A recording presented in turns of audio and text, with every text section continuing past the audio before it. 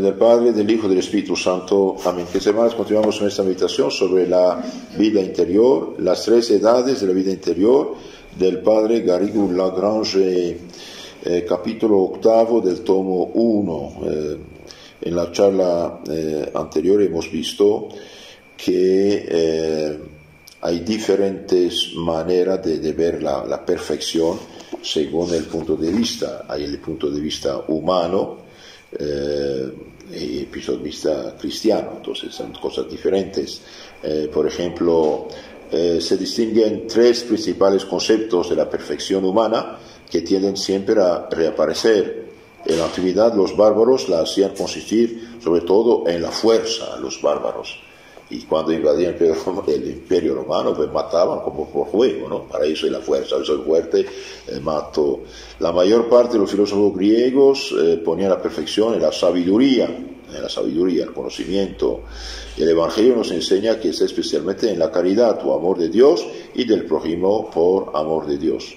Entonces, estas tres palabras, fuerza, sabiduría y caridad, expresan el elemento predominante de estas tres maneras de ver la perfección humana. Y bien, ustedes ven que poner la perfección en la caridad, en el amor a Dios y al amor al prójimo es mucho más completo, mucho más útil que la mera fuerza o la sabiduría humana.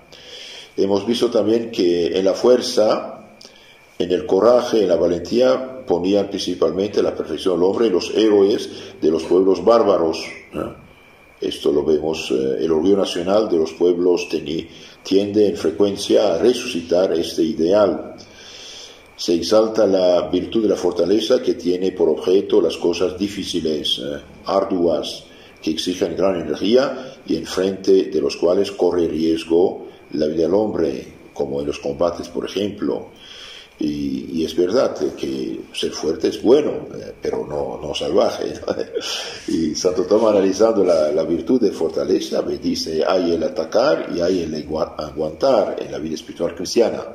Entonces atacar es un momento ya y después acaba, pero el aguantar durante meses, a veces años, problemas, dificultades, desolaciones, tentaciones, y bueno, también ser fuerte, una persona que cumple la regla, por ejemplo, cristiana, los mandamientos durante toda su vida, es fuerte, Una persona religiosa, un religioso, una religiosa que cumple los ¿cómo se llama?, reglamentos de la congregación, cada día es heroico también, es fuerte también.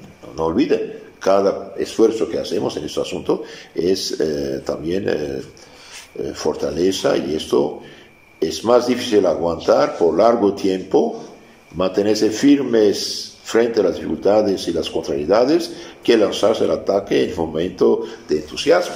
Entonces, sí, los cristianos son fuertes, los santos son fuertes, los santos son realmente heroicos. Poner la perfección humana en la fuerza podrá ser un concepto de guerreros, soldados, de exploradores y aviadores, concepto que muchas veces encierra orgullo y aún injusticia. Pero esa idea se alcanza a colocar al hombre en su verdadero lugar en relación a Dios y al prójimo. El cristiano es guerrero también. De hecho, hablamos, los confirmados decimos que son guerreros de Cristo, soldados de Cristo. Seguramente conocen esta página maravillosa de Santa Teresita del Niño Jesús, el que quiere ser misionero, que quiere ser predicador, que quiere ser guerrero, que quiere ser soldado, quiere ser. Bueno, todas las virtudes que practicamos es también fortaleza. De hecho, la Biblia habla de lenguaje guerrero también cristiano, soldados de Cristo, y San Pablo dice de vestirnos de la armadura de Dios para resistir a los días malos, permanecer firmes, revestidos de la coraza de la justicia, teniendo en las manos el escudo de la fe, contra los dardos inflamados del maligno. El cristiano debe luchar apoyándose en la fe y en la caridad. ¿Por qué no pecamos? ¿Por qué no consentimos en la tentación? Bien, por amor a Dios y para no herirnos también nosotros. Bueno, hemos ya en la charla anterior visto esto. La teología habla de la fortaleza y la paciencia, dice que son virtudes necesarias, indispensables a la perfección. Entonces, la fortaleza y la paciencia son virtudes indispensables a la perfección. A veces uno dice, ya no aguanto. Sí, Dios, y esto es muy consolador para nosotros cristianos, católicos, Dios es fiel, dice San Pablo, no permitirá que sean tentados arriba de sus fuerzas. Si yo puedo aguantar 50 kilos de problemas, dificultades, tentaciones, quizás serán 49, pero nunca llegarán a 51. Dios es fiel, no permitirá que sean tentados arriba de sus fuerzas. Entonces necesitamos fortaleza y paciencia, pero también pedir socorro al Señor, ¿no? Pedir socorro al Señor. Entonces continuamos esta meditación, es muy, muy interesante, ¿eh?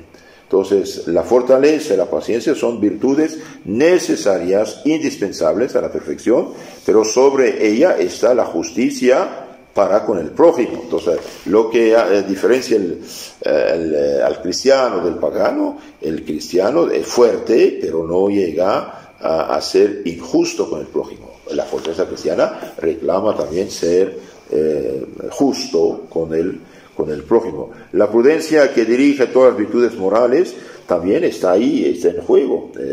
Uno es fuerte, sí, pero no imprudente. De ahí la importancia de la prudencia cristiana.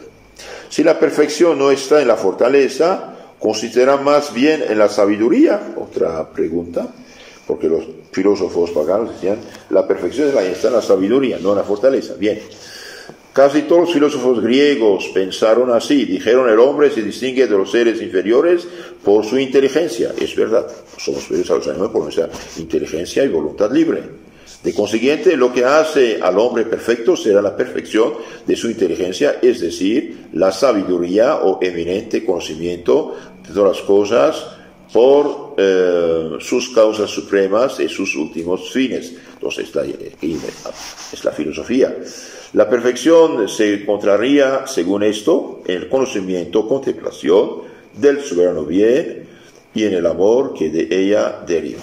Eso pensaban los filósofos. No es totalmente falso, pero hay algo arriba del conocimiento. Uno puede conocer muchas cosas y ser un corrupto de primera. Entonces, no es perfecto. Vemos un poco lo que dice aquí el padre Garrigou-Lagrange. Sigue analizando los filósofos, pero después da la respuesta católica, ¿no? Muchos, como Platón, el filósofo griego Platón, pensaron aún que basta conocer el soberano bien para amarlo eficazmente sobre todas las cosas, y que la virtud es mero conocimiento. Bien, no, la virtud no es mero conocimiento. Uno puede conocer la Biblia de memoria y ser un corrupto de primera. Entonces, conocer sí, pero hay algo más, vamos a ver si. Entonces, para Platón es el conocimiento. Tal doctrina equivale a olvidarse del libre albedrío, que, como lo hace notar Aristóteles, puede desviarse del bien conocido como obligatorio. Y bien, el libre albedrío puede desviarse del bien. No es porque lo conoce, yo conozco los mandamientos de Dios. Todos conocemos los mandamientos de Dios, todos los católicos en general conocen los mandamientos de Dios, pero ¿los practican realmente? Todos y cada uno no es verdad. ¿Por qué? Porque, bueno, aquí no lo dice, pero tenemos el problema del pecado original, inclinado al mal desde el pecado original. Somos una naturaleza herida. Claro, los paganos no sabían esto. Por eso, y los de hoy, los neopaganos de hoy, no quieren aceptar el pecado original. Para ellos el hombre es como es, punto. Bueno, entonces, Aristóteles ya interviene algo nuevamente interesante. Hay el libre albedrío que como puede desviarse del bien conocido como obligatorio. El mismo Aristóteles, sin embargo, ponía la perfección del hombre en la sabiduría acompañada de las virtudes que le están subordinadas: prudencia, justicia, fortaleza, templanza. Bueno, es mejor, pero todavía no es perfecto. Entonces, Platón dice conocimiento ya. con esto ya, pero Aristóteles dice no, conocimiento sí, pero también con las virtudes de prudencia, justicia, fortaleza y templanza, que son las 4 virtudes morales, ¿no? Pueden ser adquiridas y pueden ser infusas, ¿sí? En el pagano, en el no bautizado, puede tener esas virtudes, o unas de ellas adquiridas. El cristiano, viviendo gracias a Dios, las tiene, puede tenerlas adquiridas. Es bueno tenerlas adquiridas, pero lo tiene infusas también. Dios la infunde en su alma junto con la gracia y la caridad, ¿sí? Es verdad, dice Padre Garrigou Lagrange, la sabiduría es indispensable para la perfección y para la conducta de la vida, como la prudencia. Pero no es cierto que el conocimiento especulativo de Dios vaya seguido necesariamente del amor al mismo Dios. Uno puede ser teólogo, conocer la vía de memoria, conocer la teología y ser pobre pecador y vicioso. Entonces, el conocimiento no es todo. No es todo. Es necesario, sí, pero no es todo. No es cierto que el conocimiento especulativo en la mente de Dios vaya seguido necesariamente del amor de Dios. Un filósofo de penetrante inteligencia, aun suponiendo que tenga idea clara de Dios como causa primera y último fin del universo, puede, no obstante, no ser hombre de bien, puede no ser hombre de buena voluntad. Hasta es posible que sea posiblemente un hombre malo. Entonces, la verdad es un bien de la inteligencia, pero no es el bien de todo el hombre, ni todo el bien del hombre.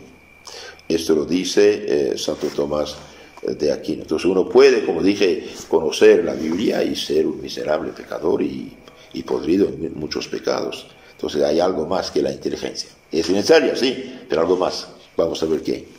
Puede existir la ciencia sin el amor de Dios y del prójimo. Y en este caso, como dice San Pablo, produce la hinchazón del orgullo, haciendo que vivamos para nosotros mismos y no para Dios. La perfección del profesor o del doctor, como tal, no es la perfección del hombre en tanto que es hombre, ni la del cristiano como cristiano. Un buen profesor que enseña con gran competencia las humanidades o la filosofía, no es siempre un hombre de bien.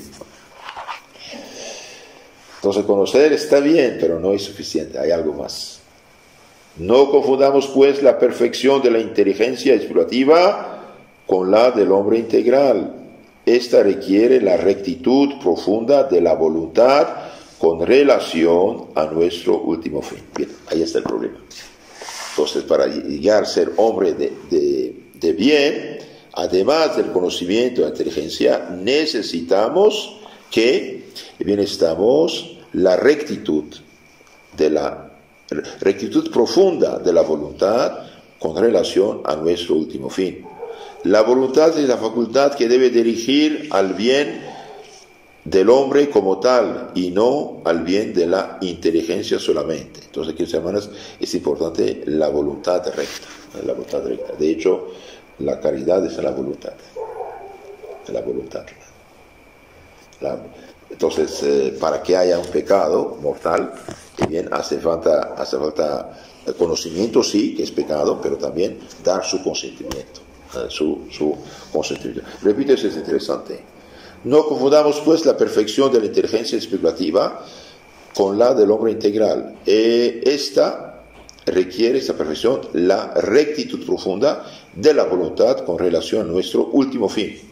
La voluntad es la facultad que debe dirigirse al bien del hombre como tal y no al bien de la inteligencia. Aristóteles lo había comprendido así, pero era más fácil decirlo que vivir según esa doctrina. Y claro, sin la gracia no es fácil. No es fácil. En fin, aquí en nuestra vida en la tierra, el amor de Dios es superior al conocimiento del mismo. El amor de Dios es superior al conocimiento del mismo. ¿Se acuerdan? En las primeras charlas dijimos, bien el santo decía, una persona de 99 años que no sabe ni leer ni escribir, pero que ama a Dios, que ama a Dios, que vive en gracia y en caridad, ama a Dios, es más perfecta que el que conoce la Biblia de memoria y es un pobre pecador. Entonces el amor de Dios cuenta mucho en esto. Este conocimiento atrae en cierto modo a Dios hacia nosotros, aplicándole en cierto modo las limitaciones de nuestras menguadas ideas, mientras que el amor de Dios nos levanta hasta Él y nos hace amar en el mismo cosas que no podemos conocer de manera muy precisa, porque sabemos con certeza que en su vida íntima, que está oculta a nuestros ojos, es simplemente amable. Entonces, el conocimiento de Dios atrae a Dios a nosotros, de cierto modo, pero el amor de Dios levanta nuestra alma hacia Dios. Es mucho más perfecto.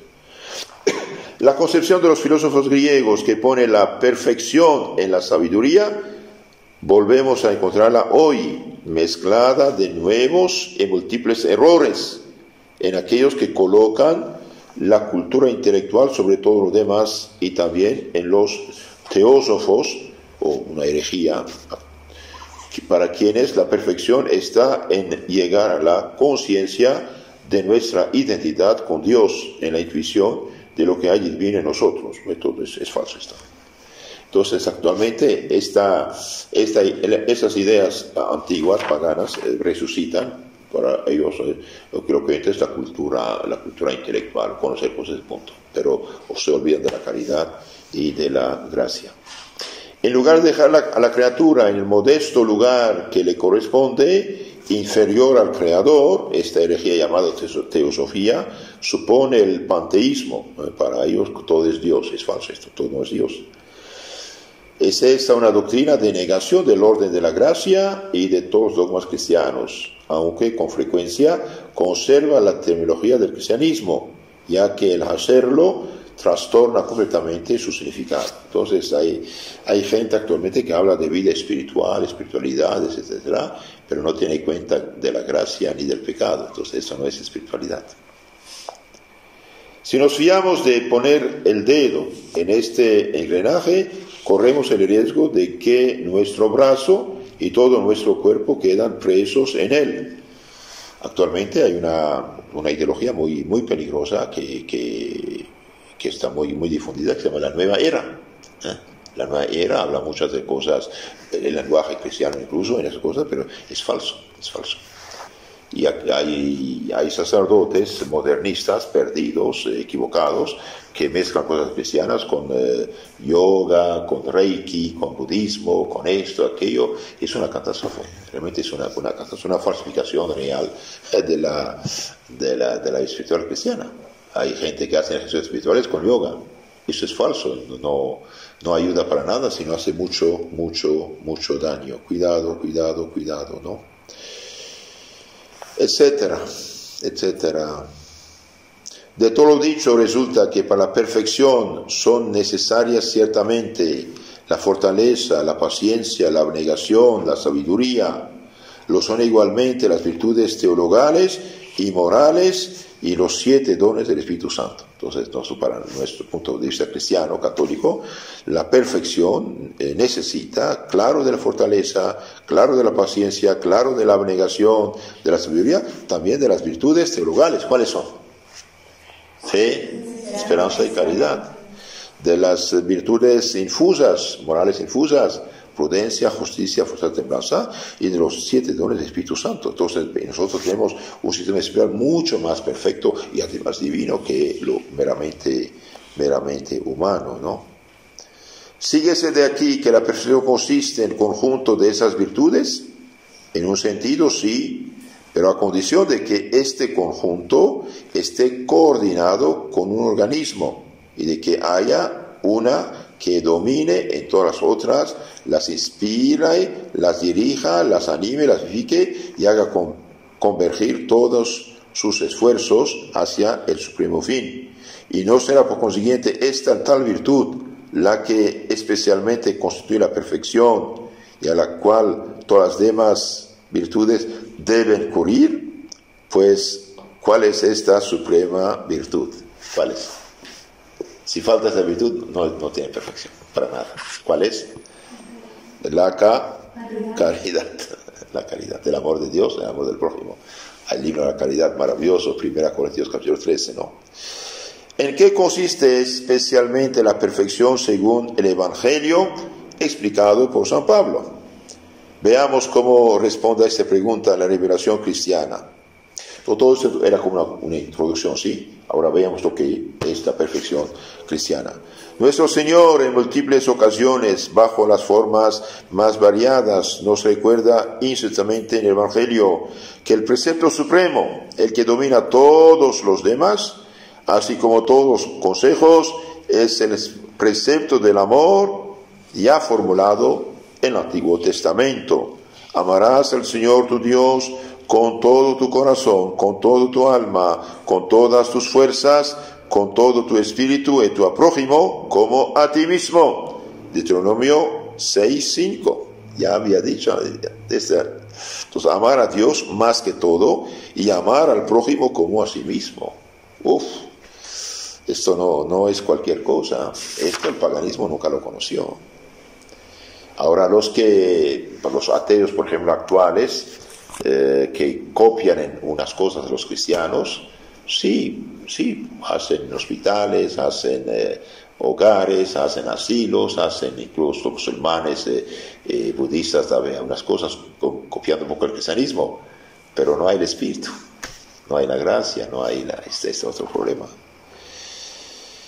He aquí la virtud muy superior al ideal de la fuerza dominadora de los héroes y al ideal de sabiduría especulativa de los filósofos griegos. En ella se encierra una fortaleza muy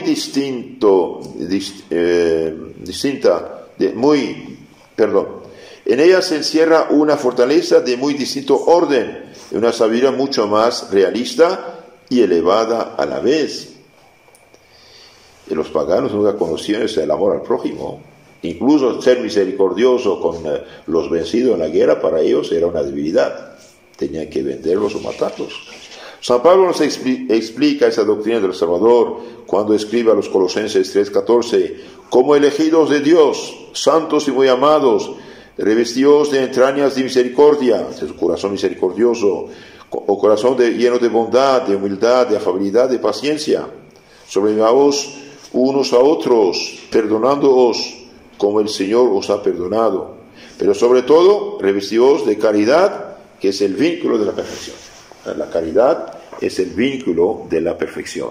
Y que la paz de Cristo, a la que habéis sido llamados para formar un solo cuerpo, reine en vuestros corazones, sed agradecidos. Vale oro, este capítulo 3:14 a los Colosenses. Revestidos de la caridad, que es el vínculo de la perfección. Entonces uno debe hacer esfuerzos. Por eso cuando uno está atacado, tentado para hacer cosas negativas, hacer el contrario. Hacer el contrario por amor a Dios. Y mientras más uno hace esfuerzo, Dios lo ayudará, más llegará fácilmente a la paz y perfección. La caridad es el vínculo de la perfección, porque es la primera de las virtudes y une nuestra alma a Dios. Uno puede tener fe a levantar montañas y estar muertos y no salvarse si no tiene caridad. Para salvarse, ¿qué necesita? La gracia junto a la caridad. La caridad. El cristiano en pecado mortal tiene fe todavía. Dios en misericordia le deja la fe y la esperanza, pero no se salvará sin la caridad y sin la gracia. Entonces la caridad es la virtud que da la perfección cristiana total. Entonces la caridad es el vínculo de la perfección porque es la primera de las virtudes y une nuestra alma a Dios. Ha de durar eternamente. Otra cosa, San Pablo dice, fe, esperanza, caridad, pero la caridad nunca fenece. En el cielo ya no hay fe porque vemos a Dios cara a cara. No hay esperanza, lo gozamos de Él, pero la caridad sí, la voz sí, une a Dios. Entonces la caridad nunca fenece, nunca termina. En el cielo, la caridad une nuestra alma a Dios, ha de durar eternamente y vivifica, da vida a todas las demás virtudes, haciendo meritorios sus actos que ordena al fin último, es decir, a su objeto, Dios amado sobre todas las cosas. Y ahí ahora entienden ustedes por qué los santos decían, prefiero morir antes que pecar, antes que perder la caridad del amor de Dios. Es decir, el pecado hace perder la gracia y la caridad. De igual modo, San Pablo está en tal forma convencido de esta superioridad de la caridad sobre todas las demás virtudes, sobre los dones del Espíritu Santo y sobre las gracias gratuitamente otorgadas, tal como la profecía, que no puede menos de decir, 1 Corintios 13:1, aunque yo hablara las lenguas de los hombres y de los ángeles, es decir, tuviera toda la conciencia, la ciencia, el conocimiento, ¿no? Aunque hablara la lengua de los hombres y de los ángeles, si no tuviere caridad, soy como una campana que suena, un címbalo que tañe, pero es vacío. Aun cuando poseyera el don de profecía, aunque conociera todos los misterios y todas las ciencias, aunque tuviera una fe capaz de transportar las montañas, si no tengo caridad, nada soy, nada soy. Aun cuando distribuyera todos mis bienes a los pobres, aunque entregara mi cuerpo a las llamas, si no tengo caridad, de nada sirve todo eso. Cuidado. Se ve actualmente en las sectas disque pentecostales o carismáticas y todas las que espíritu, buscan cosas sensibles, nada de esto. Cuidado, ahí también vemos el dedo del diablo. Busca cosas de milagritos, de visiones, de apariciones. Tienes visiones, tienes dones. Espere, Señor, el diablo puede dar sus dones. Puede actuar. Cuidado. Lo que quiere que perfecciones es la caridad, el amor de Dios. No son los dones, no son las visiones. El demonio puede hacerse pasar por ángel de luz sin ningún problema. Sin ningún problema. 2 Corintios 11:13. Se hace pasar por ángel de luz, dice. Entonces, aunque yo tuviera profecía, quisiera milagros al punto de transportar montes, si no tengo caridad, nada soy, nada soy. Ay, Dios mío, ustedes ven ahora el que está en pecado mortal, pobrecito, ¿no? Los más excelentes dones extraordinarios, que llaman carisma, los dones gratuitos, no son de utilidad alguna para la vida eterna sin la caridad. Entonces el tipo puede hasta estar muertos, hacer milagros, hablar lenguas, desmayar, hacer lo que quiera. Muchas veces el demonio interviene en esas sectas, porque, como dice Santo Agustín, cuidado, el demonio está amarrado, atado únicamente a la iglesia de Cristo, que es la católica. En las iglesias humanas, dice iglesias, el demonio anda suelto, cuidado. Él está amarrado únicamente en la iglesia católica. Entonces, los más excelentes dones extraordinarios no son de utilidad alguna para la vida eterna sin la caridad. ¿Por qué? Porque si no tengo caridad, ya no cumplo el primer mandamiento divino. Es decir, ni conformo mi voluntad a la de Dios, vivo desviado de Él y mi corazón está alejado del corazón de Dios. Luego, si no tengo caridad, nada soy. Personalmente, en orden a la salvación, ni merezco nada, aun cuando haga que otros se salven por la predicación y los milagros.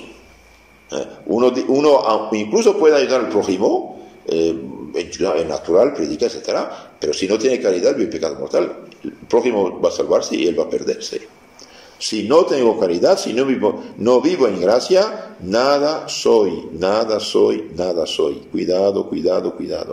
Y no olvidemos, incluso Dios permite que haya milagros por mano de gente pecadora, como Caifás, por ejemplo, que profetizó. Mejor que uno muera antes que todo el pueblo. Bueno, uno murió y Cristo, pero profetizó porque era sumo sacerdote. Sin embargo, estaba lleno de odio, de rencor y de maldad, ¿no? En ese sentido, si no tengo nada soy, dijo Santo Agustín, ama et fa quod vis, ama y haz lo que quieras. Cualquier cosa que hagas se valdrá para la vida eterna con tal que en verdad ames a Dios más que a ti mismo. Claro, ama y haga lo que quieras. Pues si amas a Dios más que todo, no puedes hacer nada de malo. En ese sentido. Es necesario, desde luego, que tengamos la verdadera caridad, ya que no hay cosa peor que esta virtud falseada, que no tiene de virtud sino el nombre. cuidado a la falsa caridad, que es culpable indulgencia y debilidad, como la mansedumbre de los que no chocan con nadie por miedo que tienen a todos. Hay también una pretendida caridad que es sentimentalismo humanitario y busca hacerse aprobar por los buenos, manchándolos con su contacto. Actualmente habla de mucha caridad, pero es corrupción de la caridad cristiana. Y ustedes saben, por ejemplo, hoy hay la misericordia, no hablo mucho de la misericordia. Sí, pero misericordia, tener piedad del pecador, de misericordia de él está bien, pero no es misericordia de hundir a alguien en su pecado, no es misericordia de ser alguien que está mal, que está viviendo el pecado, que está en adulterio, decir no hay problema para ti porque no sé qué, es falsa misericordia. Hoy transforman la caridad en sentimentalismo, todos hermanos alivio, no hay problema, y bien es una crueldad con el prójimo y no es caridad, no es caridad. El padre Carigula Grange dice esto: uno de los principales conflictos de la hora actual es el que ha surgido entre la verdadera y la falsa caridad. Esta hace pasar en los falsos cristos de que habla el Evangelio. Esta hace pensar, en los falsos cristos de que habla el Evangelio, y son más peligrosos mientras permanecen ocultos que cuando son conocidos como enemigos de la Iglesia. Hay un proverbio latino que dice: corruptio optimi pessima. La corrupción optimi, de lo óptimo, de lo mejor, es pésima, es la peor de las corrupciones. La peor de las corrupciones es la que nosotros se enfrenta con lo que existe de más excelente. ¿Cuál es la más excelsa de las virtudes teologales? El bien aparente que atrae al pecador es, en efecto, tanto más peligroso cuanto quiere ser simulacro del del mayor bien. Tal es el ideal de la pancristianismo, que andan tras la unión de las iglesias en detrimento de la fe que tal unión supone. Hoy todos los cristianos, de hecho actualmente están haciendo semana de la unión de los cristianos, que concretamente querer que se unan, claro que sí, pero siempre la iglesia dijo: hijos, regresa a tu madre iglesia, punto. ¿En qué estás? El que fundó una iglesia humana es un falso profeta. También falsificación de la caridad y todo el mensaje cristiano. Nuestro Señor dejó la iglesia y dejó los sacramentos como canales de la salvación, y hoy cualquiera que fundó su secta supuestamente tiene y da al Espíritu Santo, lo que es mentira, y pretende tener perdón de los pecados así porque lo dijo. Eso es falso, esto es falso. De hecho, no decir nada contra esto es falta de caridad, ¿no? Es falta de caridad. Entonces la caridad hoy está en la verdadera caridad, a diferencia de la falsa, comprende todas las virtudes que le están subordinadas, y que como tales aparecen como otras tantas modalidades y aspectos del amor de Dios y del prójimo. Por eso San Pablo dice en el mismo lugar, 1 Corintios 13:4, la caridad es paciente, benigna. La caridad no es envidiosa, no se ensalza, no se llena de orgullo, no busca el honor, ni su propio interés, ni se irrita, ni supone mal, no hace juicios temerarios, ni se alegra con la injusticia, sino que se regocija en la verdad. La caridad todo lo excusa, todo cree, todo espera, todo lo soporta por amor a Dios. Esto no significa que legalice el mal y la falsedad, claro que no. En verdad, si después de haber perdido la caridad volvemos a recobrarla por la absolución y una buena confesión, junto con ella recuperamos las demás virtudes infusas que le están subordinadas: la prudencia, la justicia, la fortaleza, la templanza y los 7 dones del Espíritu Santo. A todo esto hay que añadir, con San Pablo, la caridad nunca perecerá, las profecías tendrán fin, las lenguas cesarán, la ciencia tendrá un término. Ahora vemos como en un espejo de manera oscura, mas entonces veremos cara a cara. Ahora permanecen esas tres cosas, la fe, esperanza, caridad, pero la más grande de las tres es la caridad. La fe desaparecerá para dar lugar a la visión, la esperanza para será reemplazada por la posesión de Dios, pero la caridad durará eternamente. En la charla siguiente vamos a continuar este tema porque es muy, muy hermoso. En nombre del Padre, del Hijo, del Espíritu Santo. Amén.